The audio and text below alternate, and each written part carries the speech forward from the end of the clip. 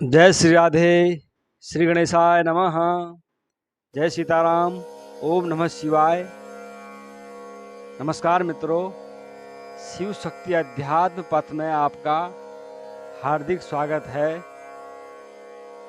आज हम नवम अध्याय की कथा को पढ़ेंगे। विगत 8वें अध्याय में हमने सुना कि कैसे सभी देवियों ने मिलकर के महादैत्य रक्तबीज का संहार किया। उसी प्रकार से यहाँ अब नवम अध्याय में निशुंभ वध की कथा का आज हम पाठ करेंगे।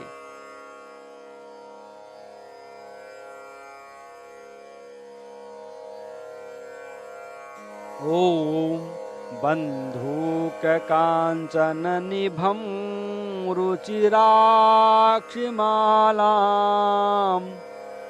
पाशाङ्कुशौ च वरदां निज बाहुदण्डैः बिभ्राण बिन्दुसकलाभरणं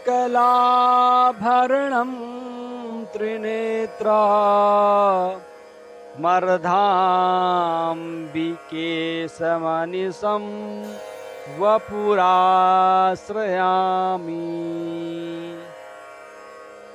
मैं अर्धनारीश्वर श्री विग्रह की निरंतर शरण लेता हूँ। उसका नील,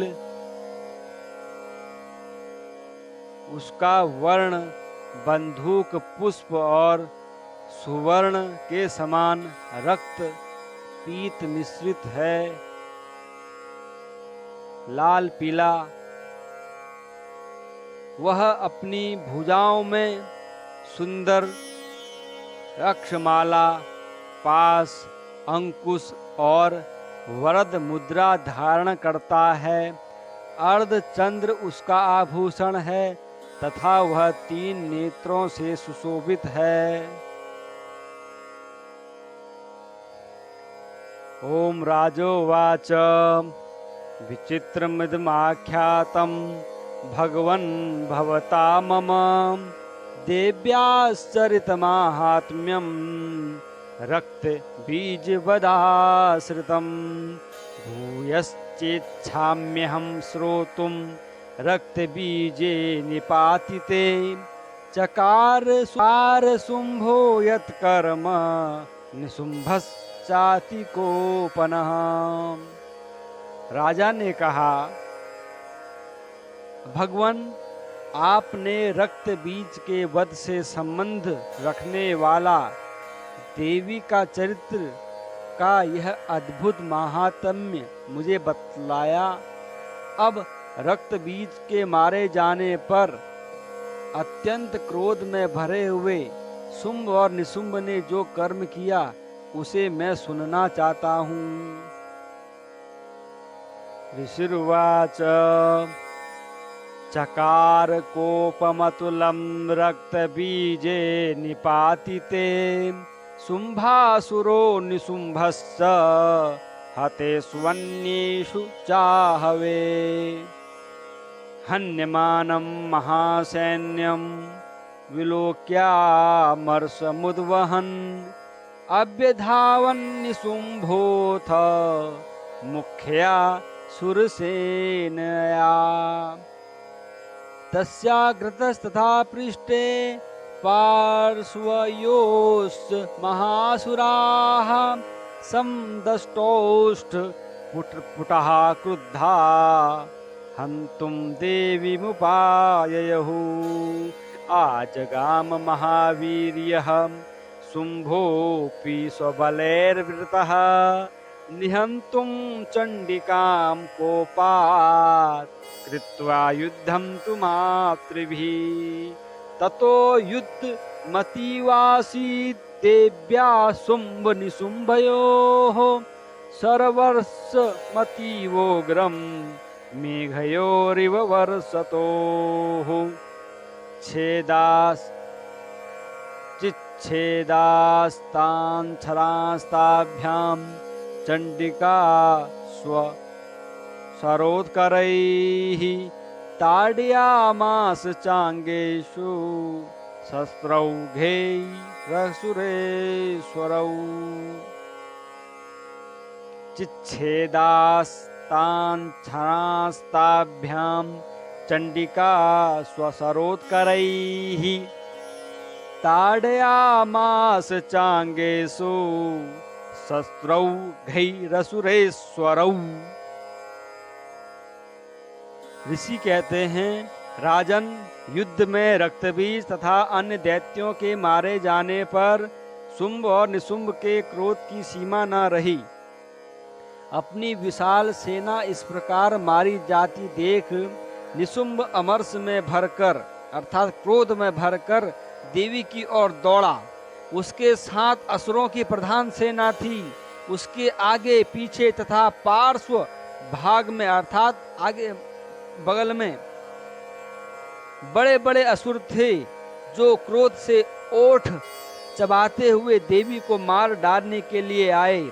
महापराक्रमी शुंभ भी अपनी सेना के साथ मातृगणों से युद्ध करके क्रोधवश चंडिका को मारने के लिए आ पहुंचा। तब देवी के साथ शुंभ और निशुंभ का घोर संग्राम छिड़ गया। वे दोनों दैत्य मेघों की भांति बाणों की भयंकर वृष्टि कर रहे थे, बरसात कर रहे थे। उन दोनों के चलाए हुए बाणों को चंडिका ने अपने बाणों के समूह से तुरंत काट डाला और शस्त्र समूह की वर्षा करके उन दोनों दैत्यपतियों के अंगों में भी चोट पहुंचाई।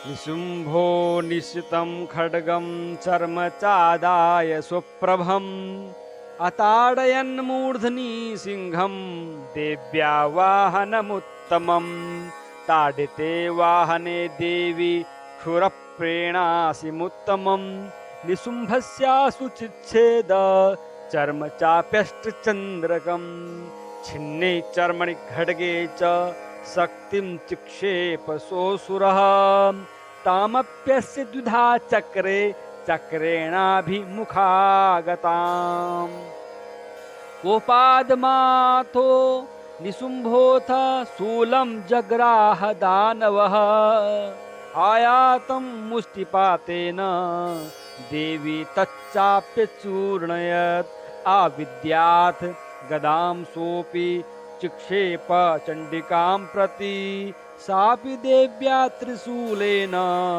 भिन्ना भस्मत्वमागता ततः परशुहस्तं त मायान्तं दैत्यपुङ्गवम् आहत्य देवी बाणौघैरपातयत् भूतले। निशुंभ ने तीखी तलवार और चमकती हुई ढाल लेकर देवी के श्रेष्ठ वाहन सिंह के मस्तक पर प्रहार किया। अपने वाहन को चोट पहुंचने पर देवी ने क्षुरप्र नामक बाण से निशुंभ की श्रेष्ठ तलवार तुरंत ही काट डाली और उसकी ढाल को भी, जिसमें 8 चांद जड़े थे, खंड खंड कर दिया, टुकड़े टुकड़े कर दिए। ढाल और तलवार के कट जाने पर उस असुर ने शक्ति चलाई, किंतु सामने आने पर देवी ने चक्र से उसके भी 2 टुकड़े कर दिए। अब तो निशुंभ क्रोध से जल उठा और उस दानव ने, दैत्य ने, राक्षस ने देवी को मारने के लिए त्रिशूल उठाया, किंतु देवी ने समीप आने पर उसे भी मुक्के से मारकर चूर्ण कर दिया, पीस दिया।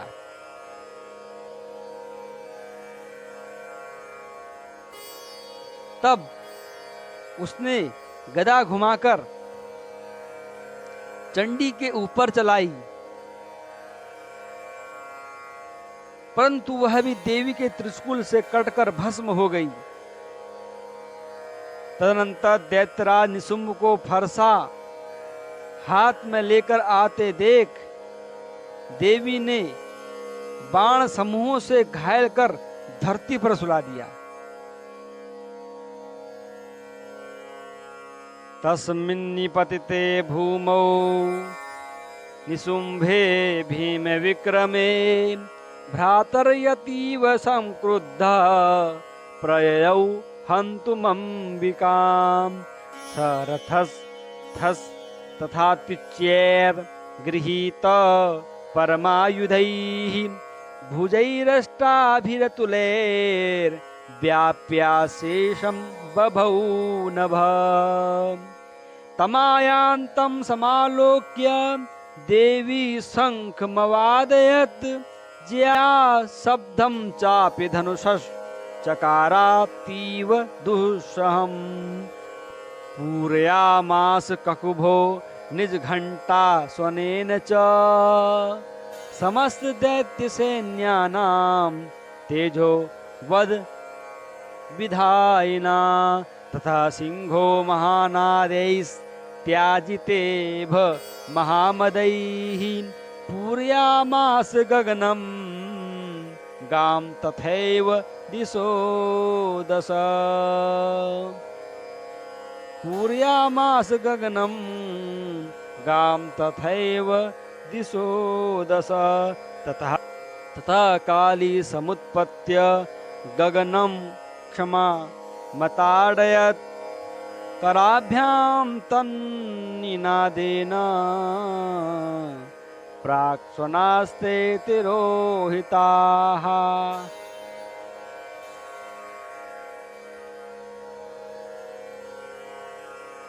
उस भयंकर पराक्रमी भाई निशुंभ के धराशायी हो जाने पर शुंभ को बड़ा क्रोध हुआ और अंबिका का वध करने के लिए वह आगे बढ़ा। रथ पर बैठे बैठे ही उत्तम आयुधों से अस्त्र शस्त्रों से सुशोभित अपनी बड़ी बड़ी 8 अनुपम भुजाओं से समूचे आकाश को ढककर वह अद्भुत शोभा पाने लगा। उसे आते देख देवी ने शंख बजाया और धनुष की प्रत्यंचा भी अत्यंत दुस्सह शब्द किया। साथ ही अपने घंटे के शब्द से जो समस्त दैत्य सैनिकों का तेज नष्ट करने वाला था संपूर्ण दिशाओं को व्याप्त कर दिया। तदनंतर सिंह ने भी अपनी दहाड़ से, जिसे सुनकर बड़े बड़े गजराजों का महान मद अहंकार दूर हो जाता था, आकाश पृथ्वी और 10 दिशाओं को गुंजा दिया। फिर काली ने आकाश में उछलकर अपने दोनों हाथों से पृथ्वी पर आघात किया। उससे ऐसा भयंकर शब्द हुआ जिससे पहले सभी शब्द शांत हो गए, जिससे पहले के सभी शब्द आवाज सब शांत हो गई। इतना भयंकर आवाज किया देवी ने पृथ्वी पर, जब आघात किया तो इतना भयंकर शब्द हुआ।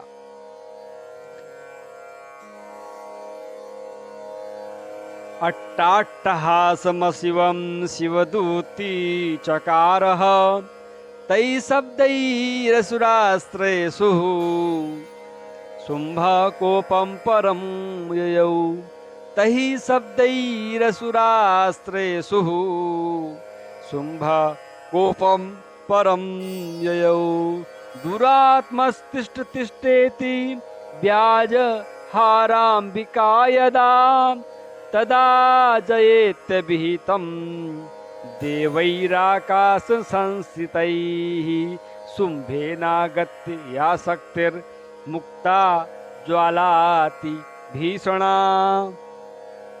आयान्ति वह्निकूटाभा सा निरस्ता महोल्कया सिंहनादेन शुंभस्य व्याप्तं लोकत्रयान्तरं निर्घात निःस्वनो घोरो जितवान् वनीपते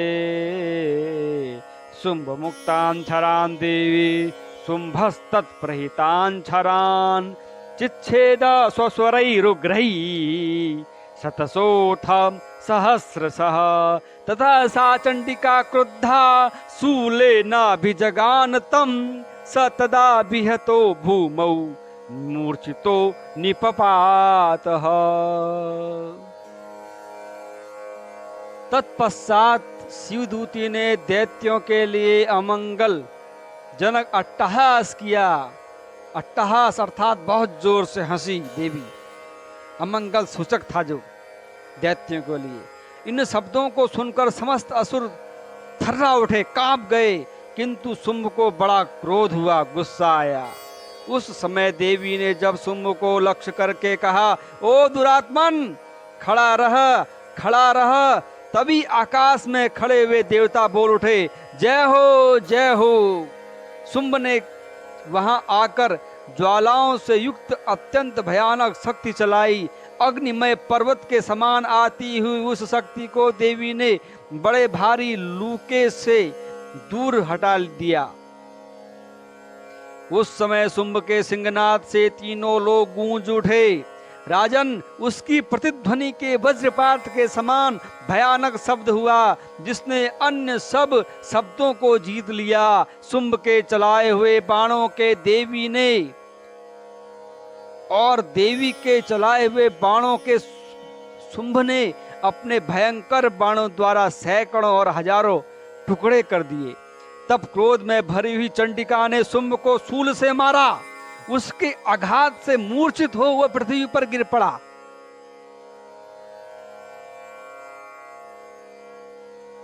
ततो निशुंभ संप्राप्य चेतना मात कार्मुकः आजगान शरैर्देवी कालीं के शरणं तथा। आजगान शरैर्देवी कालीं के शरणं तथा। पुनश्च कृत्वा बाहूनां मयुतं दनुजेश्वरः चक्रायुधेन दितिजच्छादयामास चण्डिकां। ततो भगवती क्रुद्धा दुर्गा दुर्गार्तिनाशनी। ततो भगवती क्रुद्धा दुर्गा दुर्गार्तिनाशनी चिच्छेद तानि चक्राणि स्वशरैः सायकांस्तान्। ततो निशुंभो वेगेन गदामादाय चण्डिकाम् अभ्यधावत वै हन्तुं दैत्यसेना समावृतः। तस्या पतत एवासु गदां चिच्छेद चण्डिका खड्गेन सितधारेण स च शूलं समाददे। शूलहस्तं समायान्तं निशुंभ ममरार्दनं हृदि बिभ्याध शूलेन वेगाविद्धेन चण्डिका। भिन्नस्य तस्य शूलेन हृदयान्निःसृतोऽपरः महाबलो महावीर्यस्तिष्ठेति पुरुषो वदन्। इतने में ही निशुंभ को चेतना हुई, होश आया और उसने धनुष हाथ में लेकर बाणों द्वारा देवी, काली तथा सिंह को घायल कर डाला। फिर उस दैत्यराज ने 10,000 बाहें बनाकर, हाथ बनाकर चक्रों के प्रहार से, पहियों के प्रहार से चंडिका को आच्छादित कर दिया, घेर दिया, पूरा ढक दिया। तब दुर्गम पीड़ा का नाश करने वाली भगवती दुर्गा ने कुपित होकर गुस्से से अपने बाणों से उन चक्रों को तथा बाणों को काट डाला। यह देख निशुंभ दैत्य सेना के साथ चंडिका का वध करने के लिए हाथ में गदा ले बड़े वेग से दौड़ा। उसके हाथे ही चंडी ने तीखी धार वाली तलवार से उसकी गदा को शीघ्र ही काट डाला। तब उसने शूल हाथ में ले लिया। देवताओं को पीड़ा देने वाले निशुंभ को शूल हाथ में लिए आते देख चंडिका ने वेग से तुरंत अपने शूल से, अपने त्रिशूल से उसकी छाती छेद डाली। शूल से विदीर्ण हुआ। शूल से विदीर्ण हो जाने पर, शूल से जब उसकी छाती फट गई तो उसकी छाती से एक दूसरा महाबली एवं महापराक्रमी पुरुष खड़ी रह कहता हुआ निकला।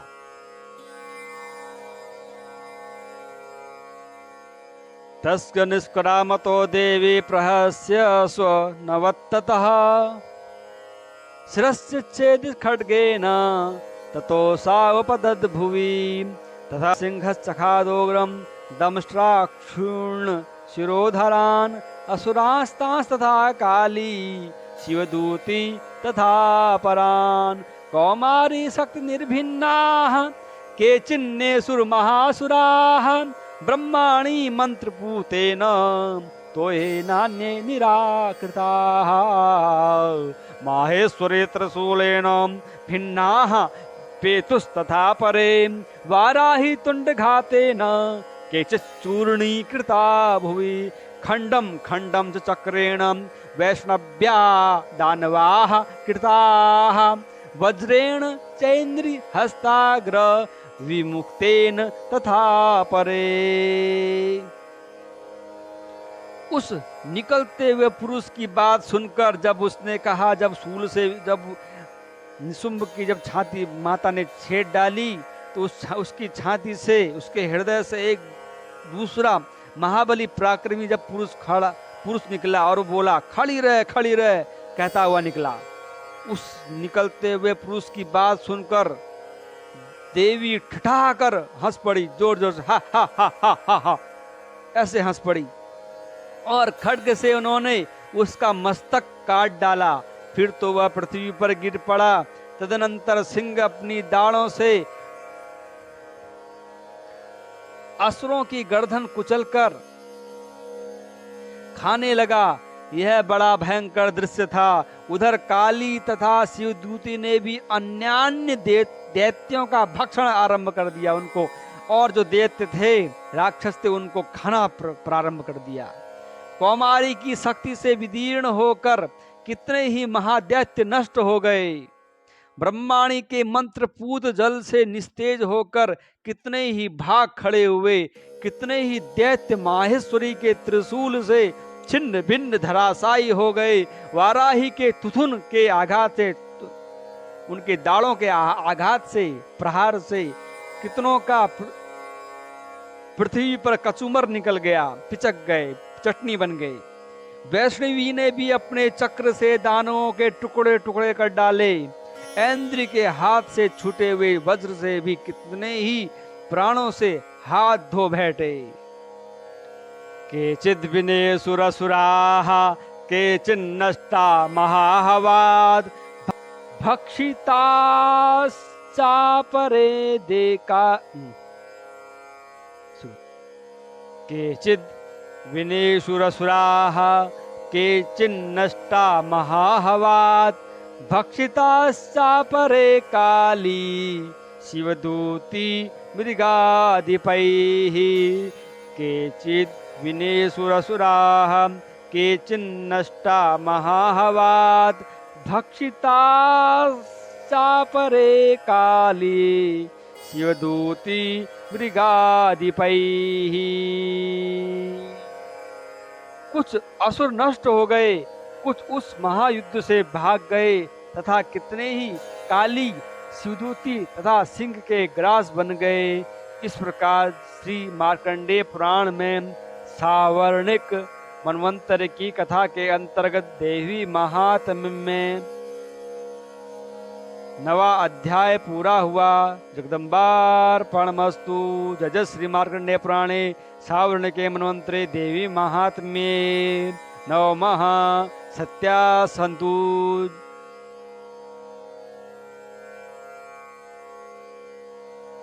ओम जगदम्बार्पणमस्तु।